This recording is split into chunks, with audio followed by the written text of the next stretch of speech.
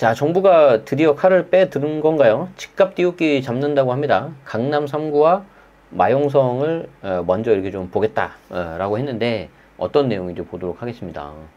자, 비즈워치에서 나온 기사고요.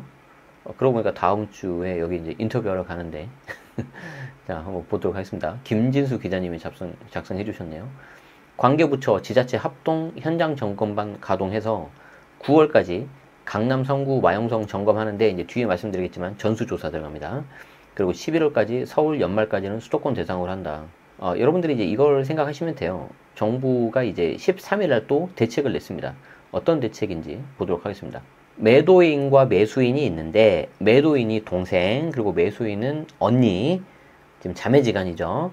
자, 12억의 주택을 거래하기로 했어요. 그리고 최종 잔금까지 지급해서 계약을 완료했어요. 자, 비록 언니와 동생, 자매지간은 특수관계자지만 부동산 거래할 수 있어 없어요? 할 수 있죠. 제3자인 것처럼 하시면 됩니다. 그래서 12억 해서 이제 시세랑 비슷하게 했겠죠. 그래서 주택을 거래해가지고 매수인 언니가 잔금까지 지급해서 완료했어요. 자, 그런데 매도인인 동생이 갑자기 4,500만 원을 출금해서 매수자한테 반환을 했어요. 자, 여러분 이런 경우가 일반적으로 있을 수 있어 없어요? 없죠. 내가 매수자인데 12억으로 주택을 샀다니까요. 근데 매도자가 갑자기 돈 450도 아니고 4,500만 원 거액을 돈을 빼서 매수자인 저한테 돈을 줬다는 거예요. 이런 고마울 때가 없어요, 이런 경우는.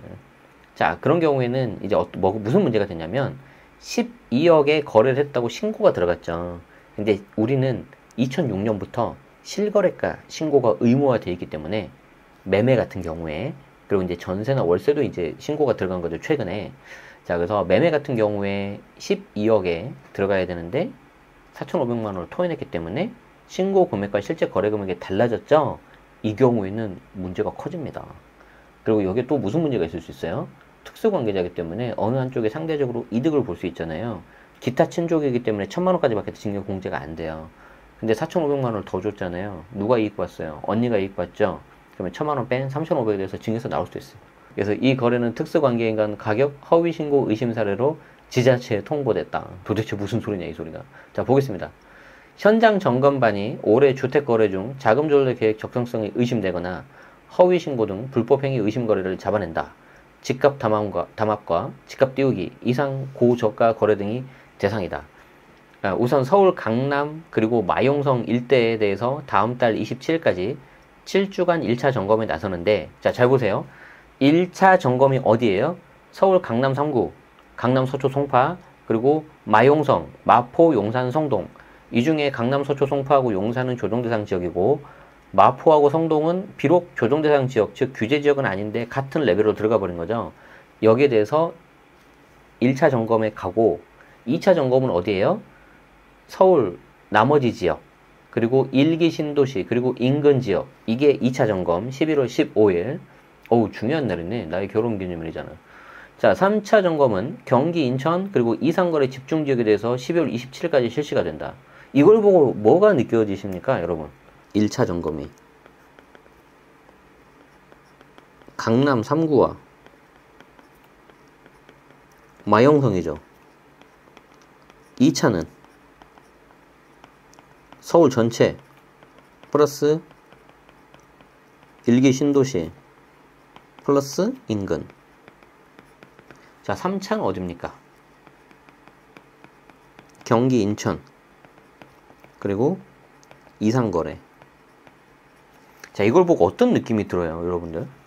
강남 3구 마용성이 1군이고 그 나머지하고 1기 신도시가 2군이고 미안하지만 나머지가 3군이라는 그런 느낌이 안 들어요.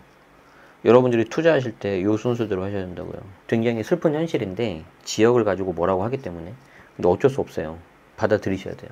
그럼 여기에 지금 뭐가 없습니까? 지방 어디 갔어? 지방 없죠 지금. 그렇죠. 그래서 지금 이게 현재 지금 부동산 시장을 아주 지금 명확하게 알려주는 그런 시그널이라고 보셔도 되는데 어쩔 수 없어요. 그걸 좀 알고 접근하시면은 좋을 것 같다. 그런데 이게 지금 이 자료에는 정확하게는 안 나오는데 제가 이제 보도자를 다 봤단 말이에요. 거기에 보시면은요, 전수조사요, 전수조사. 그래서 지금 여기 이 지역에서 거래하신 분들은요, 그냥 내 거 거래는 일단 한번 들여다보겠구나 라고 생각하시면 되는데, 너무 겁먹지는 마세요.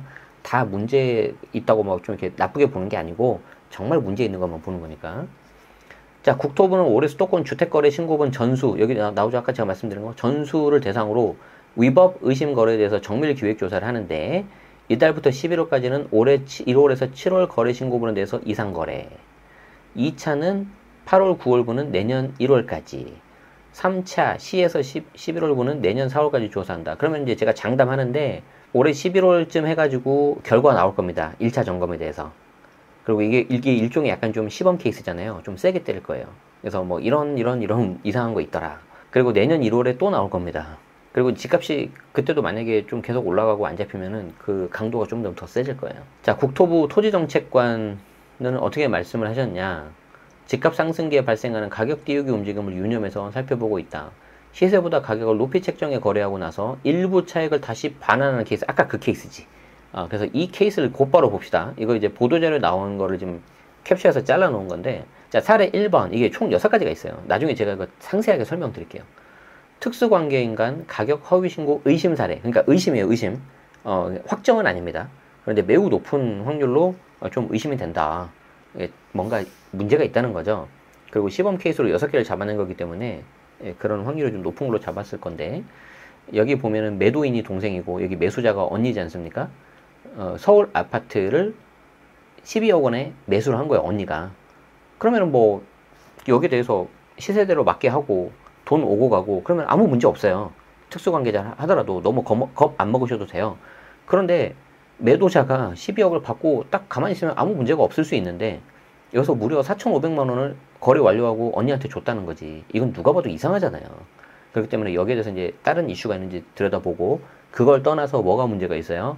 12억에 신고한 금액하고 4,500만 원을 뺀 요 금액이 달라져 버리잖아요. 그래서 가격 허위 신고다. 이 경우에는 이제 문제가 좀 됩니다. 과거 가격 상승기와 달리 최근에는 갭 투자 비율이 낮고 실수요자 중심의 매매 수요가 굉장히 많다. 갭 투자를 하는 사람들은 다주택자들인데, 다주택자들이 지금 갭 투자 할 수 있어 없어요? 못하죠. 기본적으로 주택수가 많이 있는데 8% 12% 내고 하기가 쉽지 않단 말이에요. 그래서 다주택자이신 분들 중에서는 일단 스테이, 아니면은 조금씩 처분하는 사람, 왜냐면 주택수 줄이려고. 그리고 그게 좀 빨리 되시는 분들은 이제 이렇게 실거주하거나 갭 투자 해버립니다. 도심지 외곽 신규 택지와 관련해 토지거래 현황을 면밀히 분석하는 등 전반적으로 아우르는 투기소유 억제 조치를 실시할 거다. 국토부와 한국부동산원이 지난해 기준 연 93만 건이 넘는 주택거래 신고 내용을 상시 모니터링해서 이상거래를 분석하고 있는데, 현재 정부가 출범한 22년 5월부터 작년 말까지 이상거래 7,275건 중에서 3,456건을 적발해 관계기관에 통보했다.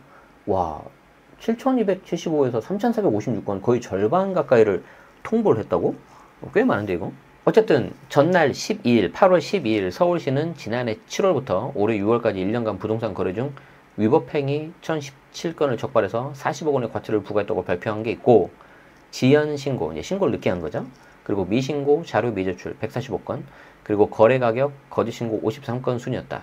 이 외에도 특수관계인 간 편법증여, 의심 등 탈세로 추정되는 3,019건에 대해서 국세청에 통보 조치했다. 자, 그래서 여러분들이 좀 이게 상세 내용은 제가 다음에 보도자료 보여드리면서 할 건데, 여러분들이 좀 분위기 파악을 해도 분위기 파악. 일단 큰 그림을 봐야 돼요. 큰 그림을. 제가 생각하는 큰 그림이다. 물론 뭐 제 개인적인 의견이니까 틀릴 수도 있습니다. 자, 8월 8일 뭐가 나왔습니까? 공급 대책이 나왔죠.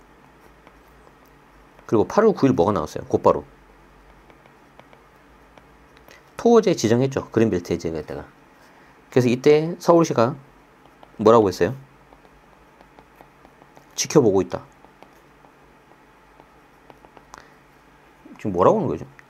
뭐라고 했냐면은, 만약에 신고가가 계속해서 나오면 토어제를 전체를 묶어버리겠다. 뭐 강남, 서초, 송파 이런 지역이 있잖아요. 여기를 전체를 묶어버리겠대. 아, 이거 좀 너무했어요. 자, 그 다음에 이제 뭐가 나왔어요? 8월 13일 날 합동 점검이 나왔잖아요, 지금. 아까 조금 전에 본. 자, 그러면 여러분들이 이제 생각을 해보세요. 뭐가 나올까? 뭐가 나올까? 자, 여기서부터는 그냥 가정이에요. 개인적인 생각이에요. 그렇기 때문에 그냥 듣고 흘리세요. 자, 뭐가 나올 수 있냐면요. 서울시에서 말한 것처럼 토호제를 추가로 지정할 수도 있고요. 제가 염려하는 건 뭐냐면 조정 대상 지역이 신규로 나올 수도 있고요. 그럼 이제 이게 나온다면 내년 5월 9일 날 되어 있었던 연장이 되겠습니까? 안 되겠어요? 안 되겠지. 맞죠? 그럴 가능성이 높아요. 자, 그리고 또 뭐가 나올 수 있냐면요. 대출 규제 나올 수 있습니다. 저는 개인적으로 이 대출 규제는 생각보다 빨리 나올 수 있다고 봐요. 요 두 개에 비해서 이 녀석이 더 빨리 나올 수도 있다. 그래서 요 내용들이 아마 나올 수 있을 것 같다. 그 외에 이제 또 많이 있죠. 그래서 이런 것들을 좀 보면은 이 큰 그림을 이렇게 봤을 때 어떤 느낌이 들어요? 1번 기다린다. 2번 묶이기 전에 빨리 산다. 예를 들어서 보세요. 그냥 예를 드는 건데 내가 송파에 있었는데 송파 같은 경우에 이제 토호제로 묶인 잠실동 말고 뭐 가락동, 신천동 이런 데 사실 작년부터 많이 들어갔단 말이에요. 많이 들어가는데 토호제를 만약에 서울시에 한 것처럼 전체를 묶어버리면 가락동, 신천동을 산 사람들이 어떻게 되는 거예요? 상대적으로? 상대적으로 위너 아닌가? 전 약간 그렇게 생각하는데 이 큰 그림을 좀 잘 보시면서 내가 이제 이 험한 세상에서 어떻게 해야 될지 이걸 한번 생각해 보십시오. 과거의 노래 그 사이먼 앤 가펑클의 브릿지 오버 트러블드 워도 이런 거 생각나네.